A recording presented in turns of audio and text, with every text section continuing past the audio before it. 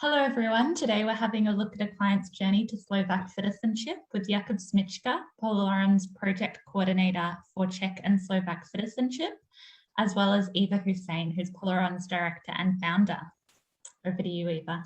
Thank you, Stephanie, and hello, Jakub. Hello, how are you? Nice to be here again. You're back. Okay, and you're back and you're going to talk to us about eligibility for Slovak citizenship based on ancestry and based on a case study, because I guess it's a bit easier to wrap your head around that. So let me give you an example of someone that I think is eligible, and you can tell me if I'm wrong or right. Okay, so we're going to look at Stephen, who was born in Australia in 1953. And both of his parents come from today's Slovakia. They arrived in Australia via Germany in 1952, and they naturalized here in 1954. Is Stephen eligible for Slovak citizenship? Yes, but the short question is he should be. Of course, I need to check his family tree in detail and also his documents. But he really should be, unless his parents, you said his parents came from Slovakia, right? Unless his parents were of German or Hungarian nationality, then things could get a little bit more complicated. But if they were Slovak, which is very likely because they left Slovakia in 50s, then he really should be eligible for Slovak citizenship. Okay, and what about Stephen's children? Will they qualify? Yeah, for sure they would. If they were born after 8th of May 1969, which is very likely according to his date of birth. So yeah, if they were born after 8th of May 69, they would be all eligible too. And Jakub, what's the significance of that date? Why are we talking about 8th of May 1969?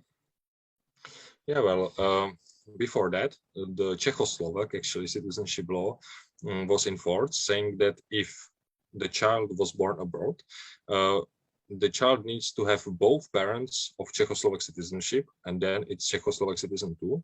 But if just one of the parents is a Czechoslovak, then unfortunately the child isn't getting automatic Slovak citizenship. So this is very important. And in this case, it would also apply. It would be also important who would be the mother of the child. Okay, so what do you mean by that? What her nationality is, or? Yeah, what her citizenship would be. For example, if he would have the child. I mean, we are really.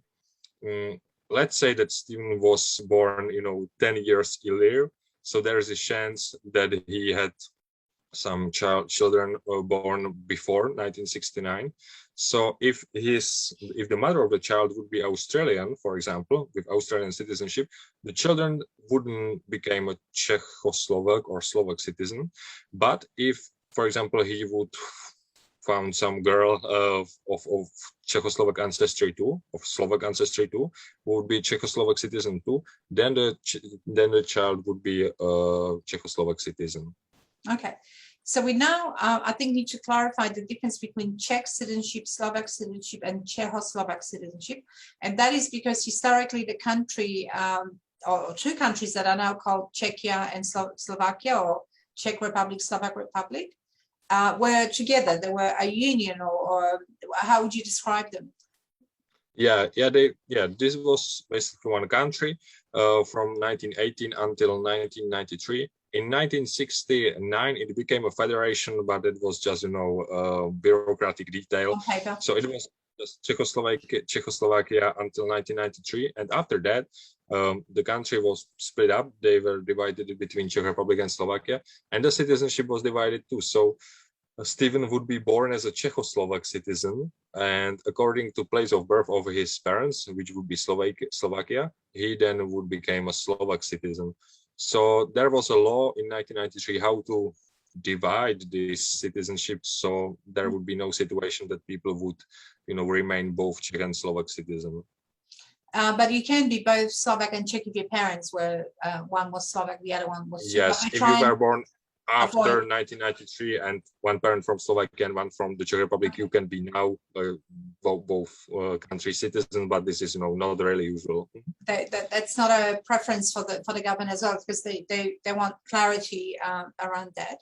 So the other question I have for you, Jakub, is this. It's a question about the process, because unlike the Czech Republic, for Slovak citizenship, you actually have to physically attend the consulate. Is that right? To put the application. Yeah, it is. It's a little bit less comfortable for the clients than the Czech citizenship, because in the Czech Republic we can represent the client in basically everything. In Slovak case, yeah, they need to visit the consulate in person, but they don't need to be worried, because we will prepare the application for them, tell them what to do, and they don't need to speak Slovak, which is also very important. Their local consulate, they can speak their English without any problems. So there is no requirement for Slovak language test or something. Okay, I do have just one more question, which we get a lot of, and that is that Slovakia has been considering changes in the law for quite some time, because currently you do have a limit of legislation, so you can't of generation, sorry.